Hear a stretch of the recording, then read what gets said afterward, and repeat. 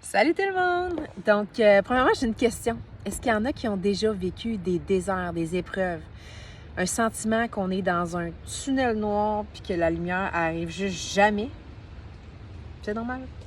Ça arrive à tout le monde, ça, c'est sûr. La question, c'est comment qu'on s'en sort? Ou de quelle façon on s'en sort? Quelle attitude? Ben, je vous dirais qu'il y a deux choix. Soit d'être amer de la situation, lit pourquoi sorte, etc. Ou soit de, bon, qu'est-ce que je peux apprendre dans cette situation? C'est pas facile en venir à là. Je pense qu'on va tous avoir des épreuves qu'on va se dire pourquoi Seigneur t'apporte cette épreuve-là dans ma vie ou autour de moi, auprès des proches, etc. Si je pense à moi, dans ma vie, les épreuves que j'ai eues, je vous dirais qu'au début, j'essayais pas de voir ce que je peux voir de positif, comment Dieu m'a travaillé là-dedans, puis etc., etc. Fait que j'étais vraiment pas là. Au fur et à mesure que j'apprenais à connaître Dieu, bon, c'est sûr qu'il y a mettons, une maturité spirituelle qui s'installe, etc. Puis la vie chrétienne, là, c'est pas plus facile que n'importe quelle autre vie. C'est difficile, mais c'est beau. C'est beau, puis c'est pas plate. C'est le fun. C'est rassurant de savoir que au moins Dieu est avec nous. Puis on peut s'appuyer sur lui, puis déposer nos fardeaux au pied de la croix de Jésus, puis il va nous aider, nous conduire là-dedans. Puis surtout, qu'est-ce qui est important, c'est qu'est-ce qu'il veut nous montrer à travers l'épreuve. Donc, c'est ça. Au fur et à mesure que ma vie a continué, il y a eu un moment rempli d'épreuves en peu de temps. Je dirais ça comme ça. Là, je me disais, oh, Seigneur, là, sérieux, là?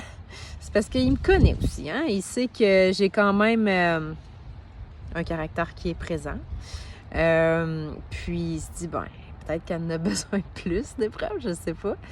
Mais c'est correct, regarde, si c'est ça que j'ai besoin, c'est ça que j'ai besoin, parce que l'idée, c'est que quand je vais arriver au bout de ma vie, mais que je sois transformée à l'image de Dieu, puis d'essayer de développer ce qu'il soit développé en moi pour sa gloire. Donc, il y a eu un moment où est-ce que j'avais commencé à faire un sport, puis ce sport-là, j'étais constamment en train d'y penser, puis ça prenait la place de Dieu.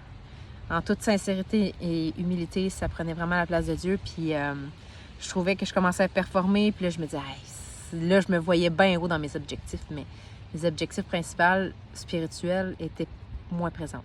Et donc, je me suis blessée, quand même beaucoup.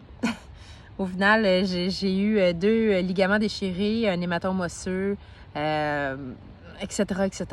Donc, au final, c'est ça, c'est une dislocation avec double déchirure au niveau du genou. Et donc, quand il t'arrive quelque chose, c'est là que tu vois la vie autrement. Parce que là, j'étais en chaise roulante. Puis faire de la bouffe en chaise roulante, tout devient compliqué.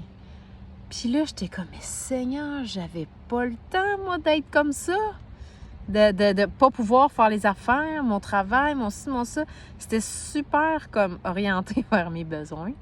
Fait que là, à un moment donné, je commençais je priais Dieu, tu sais, que vraiment il m'aide à guérir plus vite.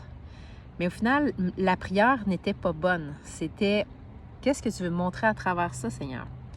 Puis, dans ces moments-là, j'avais des amis qui venaient m'aider à la maison, qui faisaient la nourriture, qui faisaient le ménage, qui prenaient soin de moi. Tu sais, Dieu, dans l'épreuve, prenait soin de moi dans les moindres détails. Puis, c'est à partir de là que j'ai commencé à réaliser, bien, je suis pas seule. Tu sais, moi, je voyais comme pas la lumière au bout du tunnel. Fait que j'étais pas seule. Le Seigneur me voyait. Ça l'a pas enlevé mon épreuve. Par contre, ce que ça l'a fait, c'est que ça l'a transformé mon cœur. Puis, au fur et à mesure que j'ai eu d'autres épreuves par la suite, le Seigneur revenait changer mon cœur, réorienter mes priorités. Puis, je loue Dieu, en fait, pour les épreuves. On s'en souhaite jamais, là, mais quand il y en a, qu'est-ce qu'on peut apprendre de ça? Donc, c'est ce que je vous souhaite. Appuyez-vous sur le Seigneur, priez, demandez-lui qu'est-ce que tu veux que je vois, que je change à travers cette épreuve-là. puis bien sûr de vous aider, là, c'est normal, là, mais juste de intérieurement changer la façon de voir l'épreuve, ça y fait tellement. Croyez-moi, ça y fait tellement. Donc, sur ce, je prie pour chacun d'entre vous si vous vivez présentement une épreuve, que vraiment Dieu puisse être votre soutien, puis que vous déposez au pied de la croix de Jésus tous vos soucis, puis il va s'en charger. Puis des fois, on pense que telle situation serait mieux, solution serait mieux, mais tu sais, Dieu nous connaît bien plus que nous-mêmes. Donc, il sait ce qu'on a besoin à travers cette épreuve-là pour nous en sortir. Puis voilà. Donc, j'espère que vous avez été bénis. Bonne journée!